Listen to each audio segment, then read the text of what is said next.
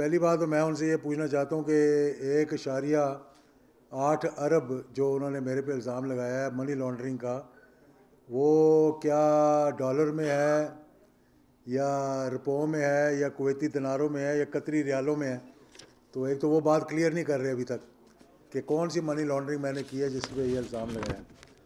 تو جو نوٹس آیا ہے مجھے، میں اس کے بارے میں پہلے بتا دوں۔ دیکھیں، میں اور چاہے جو مرضی بات الزام لگا دیں آپ، یہ جو بات ہے نا، اس پہ ایک گالی میں کھا سکتا ہوں، لیکن یہ جو الزام ہے نا کرپشن کا، یہ میری برداشت سے باہر ہے، کیونکہ میرے والد نے جنرل ضیاء الحق شہید 11 سال تک the longest serving chief of army staff of south east Asia, اس کے بعد president of Pakistan, chief martial law administrator, prime minister, ساری چیزیں ایک شخص کے اندر تھیں۔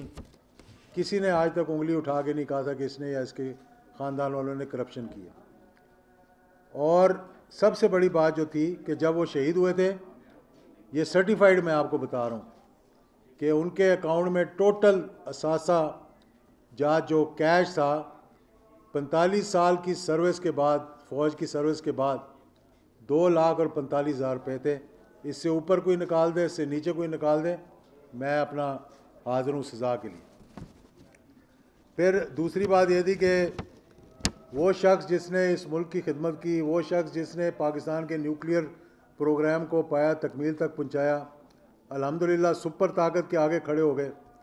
پاکستان میں وہ 11 سالہ دور کو آپ نکال کے دیکھ لیں کہ مہنگائی، بے روزگاری، لاقانونیت، پاکستان کے وقار، پاکستان کی خود مختاری کے حوالے سے، یعنی نہ صرف نیوکلیئر بنایا پاکستان کو، بلکہ کنوے کیا انڈیا کو۔ 1986 میں جب براس اٹیک ہو رہی تھی کہ ہماری طرف اس طرح نہ دیکھنا، اس شخص پہ، اس کے خاندان پہ آپ الزام لگا رہے ہیں۔ اور پھر سب سے بڑی بات یہ ہے، 1001 اختلاف ہو سکتا ہے پیپل پارٹی کے ساتھ میرا، ان کا میرے ساتھ۔ میرے ماموں تھے ڈاکٹر بشارت الہی، کسی وجہ سے ان کی جب جھگڑا ہو گیا تھوڑا سا نواز شریف صاحب کے ساتھ، تو ان کے کوئی دوست تھے حامد ناصر چٹھا، اس کا فاروق لغاری، وہ سب کے ساتھ مل کے تو بے نظیر کو ملنے کے لیے گئے، اور ان کی بات بھی بڑی سنتی تھیں۔ تو جب وہ ملنے کے لیے گئے تو اس نے مذاق سے کہا بے نظیر نے، اور یہ بات بھی ریکارڈ پہ ہے کہ ڈاکٹر صاحب آپ تو اچھا ہوا ملنے کے لیے آئے ہیں، یہ چٹھا صاحب جو ہے نا، جب بھی ہم کوئی جنرل صاحب کے خلاف بات ہوتی ہے تو یہ ہم سے لڑنا شروع کر دیتے ہیں۔ تو انہوں نے بھی پھر آگے بات شروع کی، تو کہنے لگیں کہ باقی تو جو ہمارے اختلافات ہیں وہ اپنی جگہ، ایک چیز میں کلیئر کرنا چاہتی ہوں کہ اس شخص پہ کوئی یا اس کے خاندان پہ کوئی کرپشن کا الزام نہیں ہے۔ یہ محترمہ نے ڈاکٹر بشارت الہی کو کہا، اور یہ چیز آن ریکارڈ پہ۔ میں 2 مرتبہ وزیر رہا ہوں، 5-6 مرتبہ میں نے رہا ہوں۔ میں نہیں کہوں گا کہ میں 16 مرتبہ وزیر رہا ہوں، میں صرف 2 مرتبہ وزیر رہا ہوں۔ 11 سال تک ہم نے سارا کچھ دیکھا۔ جو کام میں نے انیشیٹ کیا تھا سعودی عربیہ کے کہنے پر، جو حج کی تھے، جس کی وجہ سے میرے بعد میں آنے والے وزیر، سیکٹری سارے جیلوں میں گئے، وہ آپ کو تاریخ پتہ ہے اس کی۔ لیکن الحمدللہ جس کام کو میں نے انیشیٹ کیا، 580 کمپنیاں جو شروع کی ہیں وہ میں نے دی تھی حج پہ۔ کوئی ایک کمپنی لینے والا کھڑا ہو کر کہتے کہ یہ اعجاز الحق ہے، آپ اس پہ الزام ہے، تو میں سزا بھگتنے کے لیے تیار ہوں۔ اب افسوس اس بات کا ہے کہ جو سرٹیفائیڈ منی لانڈررز ہیں، جن پہ یہ ثابت ہوا ہے، ان کو تو کوئی پکڑنے کو تیار نہیں ہے، اور جس نے آج تک کچھ کیا نہیں۔ اب آپ کو ایک اور بھی بات بتا دوں، جس کمپنی کے لیے مجھے وٹنس بلایا گیا، مطلب میرے پہ کوئی الزام نہیں ہے، مجھے افسوس اس بات کا ہے کہ بغیر نوٹس کو پڑھے ہمارے تمام ٹیلی ویژنز جو ہیں، انہوں نے پتہ نہیں کس کے کہنے پہ، پیمرا کے کہنے پہ، کسی کی خواہش پہ، یہ کہنا شروع کر دیا جی کہ اعجاز الحق کو طلب کر لیا 1.8 ارب روپے کی منی لانڈرنگ اور اثاثہ جات سے زیادہ، پتہ نہیں کیا کہتے ہیں، آمدنی سے زیادہ اثاثہ جات وغیرہ وغیرہ وغیرہ۔ مجھے 160 CRPC کے تحت ایز اے وٹنس بلایا، یعنی انہوں نے کہا جی طاہر خلیل صاحب کے خلاف ایک شکایت ہے، آپ اعجاز الحق صاحب آئیں اور آپ آ کر جناب ہمیں ایز اے وٹنس پیش ہوں۔ میں ایز اے وٹنس، مجھے پتہ ہی نہیں کہ کسی کے خلاف یا طاہر خلیل صاحب کے خلاف کیا شکایت ہے، تو میں جا کر ان کو کیا کہوں۔ تو میں نے وہ کہا مجھے پہلے بتائیں تو صحیح نا کہ بھئی کس لیے بلایا ہے, کس وجہ سے بتایا. جس کمپنی کے خلاف مجھے کہہ رہے ہیں کہ آگے آپ پیش ہوں, وہ پاکستان کی سیکنڈ لارجسٹ ٹی کی پروڈکشن میں انوالوڈ ہے. میرے نیچے الیکشن لڑتے ہیں وہ. پاکستان کی دوسرے نمبر پہ 32 ملکوں کو وہ ایکسپورٹ کرتے ہیں. زر مبادلہ کتنا کماتے ہوں گے. Highest tax payers in the entire Multan, Bahawalpur اور ساؤتھ پنجاب کے جتنے ڈویژن ہیں اس میں ہائیسٹ ٹیکس پیئر ہیں وہ. ان کی فیکٹری پہ چھاپا مروا دیا, اجاز اللہ کا منہ بند کراؤ. وہاں سے کسی جگہ آپ چھاپا مارتے ہیں تو آپ سیمپل لے کے جاتے ہیں کہ یار ٹھیک ہے کہ نہیں. وہ سینکڑوں کلو چائے اٹھا کے لے گئے وہاں سے, پتہ ہی نہیں گئی کہاں ہو گئی. یہ ابھی چند دنوں پہلے کی بات ہے. اس کے بعد 28 لوگوں کو نوٹسز بھجوا دیے. اس کیس میں جو کسی کی خواہش پر نیب میں چلا اور بند ہو گیا. اب میں آپ لوگوں کی انفارمیشن کے لیے کچھ باتیں بتانا چاہتا ہوں. یہ جو آمدنی سے زیادہ اثاثہ ہیں یہ صرف نیب اس کو دیکھ سکتا ہے. پہلے منی لانڈرنگ جو ہے وہ نیب دیکھ سکتا تھا. وہ کیس ان کا کلوز ہوئے کوئی 1.5 سال 2 سال ہو گئے. وہ بھی کسی کی خواہش پہ چلایا گیا تھا, کسی کی خواہش پہ چلایا گیا تھا. وہ انہوں نے پورا بھگتا, وٹنسز دیے, سارے اپنی کتابیں کھول کے ان کے سامنے رکھ دیں. آخر انہوں نے اس کو کلوز کر کے اور انہوں نے کہا جی کہ ایک چیز ہے کہ ایمنسٹی کے دوران چند ایک پیسے جو ہے وہ آپ نے باہر سے منگوائے تھے. ایمنسٹی کے دوران جو ڈکلیئرڈ ہے FBR کو اور اس پہ ٹیکس پے کیا ہوا ہے, اس میں بھی نہیں پکڑ سکتے. منی لانڈرنگ کے کیس میں وہ ختم ہو گیا. اب منی لانڈرنگ میں آپ کسی کو نہیں پکڑ سکتے, کوئی مقصود چپڑاسی ہو یا کوئی فلودے والا ہو یا کوئی رکشے والا ہو. یہ جو ابھی آرڈیننس کیا ہے سرٹیفائڈ منی لانڈررز نے, اس کو ختم کر دیا. اب منی لانڈرنگ میں پکڑ سکتے ہیں کہ اگر میں دیکھوں کہ آپ دیکھیں کہ میری گاڑی میں 1 کروڑ روپیہ پڑا ہے اور آپ اوپر سے چھاپا مار کے مجھے پکڑ لیں, اس کے علاوہ جو مرضی کرو کوئی پوچھنے والا نہیں. کہ کیس کیسا بنایا ہے مجھے یہی سمجھ نہیں آتی. اب تھوڑی سی بات دیکھیں, یہ چیزیں جو ہے نا, یہ ملک کے اندر اس وقت کیا انتشار کی ضرورت ہے یا اتفاق رائے کی ضرورت ہے. اور میں اتفاق رائے کے لیے ایک اچھا ماحول پیدا کرنے کے لیے میں آج سے نہیں کوشش کر رہا, میں 5 مارچ سے کوشش کر رہا ہوں, جب سے یہ سارے معاملات شروع ہوئے تھے. اس کے بارے میں آپ لوگوں کو بھی پتہ ہے, دوستوں کو بھی پتہ ہے, خان صاحب کو بھی میں جتنی دفعہ ملا ہوں میں اسی لیے ملا ہوں یار کہ ماحول بہتر کریں. اور میں بار بار یہ کہتا ہوں کہ یہ آخری ہماری ہوپ جو ہے اس پاکستان کی, وہ ہماری آرمڈ فورسز. اگر اس کو ہم متنازع بنا دیں گے تو میں آپ کو یقین سے کہہ رہا ہوں اس وقت جو حالات ہیں اس ملک کے, وہ ڈو اور ڈائی والے ہیں. یعنی جب ایک ڈیفنس منسٹر کھڑا ہو کر کہہ دے, اس سے بڑا تو ہوتا کوئی نہیں ہوتا میرے خیال میں دیکھا جائے تو, کیونکہ وہ ڈیفنس منسٹر ہے, سارے آرمڈ فورسز اس کے انڈر آتی ہیں اگر کاغذی طور پہ دیکھا جائے تو, ویسے میں نہیں کہہ رہا. تو وہ کھڑا ہو کر کہہ دے کہ ملک ڈیفالٹ کر گیا تو پھر کیا رہ جاتا ہے. ہم نے تو صرف یہ کہا تھا کہ معاملات کو ٹھیک کریں آپ. تو اس بارے میں دیکھیں اور بھی غلط فہمیاں بڑی ہوئی ہیں. میں یہ بڑے دکھ کے ساتھ یہ بات کر رہا ہوں. ایک زمانہ آیا تھا کہ لوگ کہتے تھے اب محترمہ کبھی اقتدار میں نہیں آ سکتی, لیکن وہ اقتدار میں آئی نا. کس نے کمپرومائز کیا؟ کمپرومائز ہوا نا. اس کے بعد ایک زمانہ آیا لوگوں نے کہا جی نواز شریف صاحب اور بے نظیر دونوں اقتدار میں نہیں آ سکتے. اور کتنے سال تک کہا کہ آپ 100 سال تک وردی میں بیٹھے رہیں تو ہم آپ کے ساتھ ہیں. کہا گیا تھا کہ نہیں کہا گیا تھا؟ پھر کیا ہوا؟ محترمہ بھی واپس آئی NRO کر کے, اور جو کہہ رہے تھے کہ محترمہ نے کبھی واپس نہیں آنا, آپ لوگ ٹکا کے حکومت کرو, تو انہوں نے ہی NRO کیا اور وہی اس کو واپس لے کر آئے. اس کے بعد نواز شریف صاحب جب محترمہ آ گئیں تو نواز شریف کا سعودی عربیہ نے زبردستی بھیجا پاکستان. آپ نہیں رکوا سکے. بڑا آپ نے بات کی. جب پہلی دفعہ جب آئے تھے سعودی انٹیلیجنس کے چیف اور حریری, آپ کو یاد ہوگا 10 سپٹمبر میں جب میاں نواز شریف آئے تھے. اگر آپ کو یہ بات پتہ نہیں تو میں آج بتا دیتا ہوں یہ بات. اس وقت انہوں نے کہا تھا کہ سعودی ایک ہی سوال پوچھ رہے ہیں کہ اگر اس کو لے کے جانا ہے واپس, نواز شریف کو واپس بھیجنا ہے, تو کیا محترمہ آئے گی؟ یہ گارنٹی دی تھی اس وقت کی صدر پاکستان نے کہ وہ نہیں آئے گی. جس دن محترمہ لینڈ ہوئی اس کے بعد کراچی میں دھماکہ ہوا, اس کے بعد پنڈی میں وہ اللہ کو پیاری ہو گئیں. مطلب جس دن وہ لینڈ کی اس دن سعودی عربیہ نے کہا کہ اب یہ بھی جائے گا واپس, تم روک کے دکھاؤ. 5 مرتبہ ہمارے وزیر خارجہ کو بلایا جو بہانے کرتا رہا, اور آخر بلا کر انہوں نے کہا کہ واپس جاؤ, اور بڑے پروٹوکول کے ساتھ بھیجا واپس.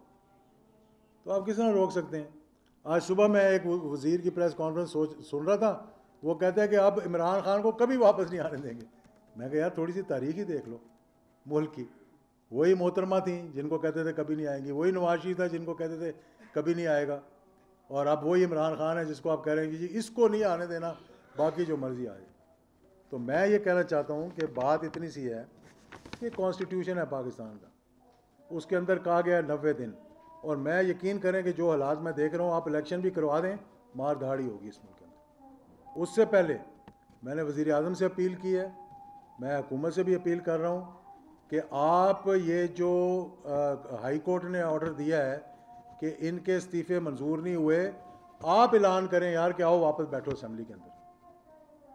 جب تک کنسنسس ایوالو نہیں ہوگا, جب تک آؤٹ اسٹینڈنگ ایشوز ریزالو نہیں ہوں گے, آپ ایک نہیں 10 الیکشن کروا دیں, 0 رزلٹ ملے گا. یہ آپ کو میں آج اجاز اللہ کہہ رہا, نہیں تو مجھے پکڑ کے کہہ دینا یار آپ غدار تھے. مطلب 108 یہ 1.8 ارب روپے تو نہیں تھے, غداری کا الزام لگا دینا میرے پہ یار کہ آپ جھوٹ بول رہے تھے. بیٹھیں, آؤٹ اسٹینڈنگ ایشوز ریزالو کریں, الیکشنز کروائیں. ملک میں افراتفری اگر پھیلے گی تو اس ملک کا اس وقت یہ حالات ہیں کہ مجھے میرے رونگٹے کھڑے ہو جاتے ہیں رات کو, قسم خدا کی میں نیند سے اٹھ جاتا ہوں بہت مرتبہ. میں کسی کے خلاف کوئی بات نہیں کرنا چاہتا, مجھے کہیں. میں نے اپنے والد کا اقتدار دیکھا ہے, سیاہ اور سفید کے مالک تھے وہ. میں الحمدللہ 2 دفعہ وزیر رہا ہوں, میں 6 مرتبہ پارلیمنٹ کا ممبر رہ چکا ہوں. مجھے کہیں کہ یار اجاز اللہ کا اگلا الیکشن نہ لڑے, میرا دل ہی نہیں کرتا میں الیکشن لڑوں. یقین کریں آپ, یعنی کیا میں الیکشن لڑ کے ہم کر لیں گے, کون سا تیر مار لیں گے ہم. تو اس لیے ان کو بلائیں واپس, اسمبلی میں بیٹھیں, طے کریں آؤٹ اسٹینڈنگ معاملات اور الیکشنز کا اعلان کروائیں. اس وقت ایک بڑا اچھا کوڈ ہے کہ پوائزن کو ختم کرنے کے لیے مزید پوائزن نہیں دینا چاہیے. تو to cure a poison you don't have to give more poison. اس کے لیے آپ اس کا کیور نکالیں اور وہ دیں. اور پھر میں یہ بھی کہوں گا کہ اس چیز کی بھی اس طرح بھی نہ کریں کہ جس طرح جسٹس فائز عیسیٰ کے خلاف کیا تھا یا اور جو ادارے ہیں. اس وقت سارے ادارے, ہر کسی کو اپنا کردار ادا کرنا پڑے گا, اور سب سے زیادہ اس وقت ذمہ داری جو ہے جوڈیشری کے اوپر, اس کے بعد اسٹیبلشمنٹ کے اوپر ہے, سارے اسٹیک ہولڈرز کے اوپر. میں کہتا ہوں خدا کے لیے اپنی انا کو پاکستان کے اوپر نہ لے کے جائیں, اپنی انا اپنے سے اوپر رکھیں. یار مجھے گلے سے پکڑ لیں, لیکن جہاں پاکستان کی بات آ جائے اس سے بڑی کسی کی انا نہیں ہے. اس وقت معاملہ پاکستان کا ہے. اس وقت اعجاز الحق میٹر نہیں کرتا, نواز شریف میٹر نہیں کرتا, عمران خان میٹر نہیں کرتا, زرداری میٹر نہیں کرتا, کوئی میٹر نہیں کرتا. یہ ملک ہوگا تو ہم ہوں گے. اور میں بتا دوں کہ جس طرح یہ 5th جنریشن وارفیئر میں ہم افواج پاکستان کے خلاف نفرت پھیلانے کی کوشش کر رہے ہیں, جس قسم کے سوشل میڈیا پہ وہ نعرے لگائے جا رہے ہیں, ہمارا دل دکھتا ہے. میں نے بار بار یہ کہا ہے کہ ہم نہیں برداشت کریں گے کہ فوج کے خلاف کوئی بات کرے. پہلے فوج ان کے ساتھ جا کے ہاتھ ملائے 100 دفعہ 110 دفعہ. ہم سے کوئی کسی نے فرمائش نہیں کی تھی. جب ہم نے کسی نے کوئی بولا, خان صاحب کو میں یہی جا کر کہتا ہوں کہ آپ اسٹیبلشمنٹ کے خلاف بولیں گے, ہم آپ کے ساتھ نہیں کھڑے ہوں گے. سیدھی سی بات ہے.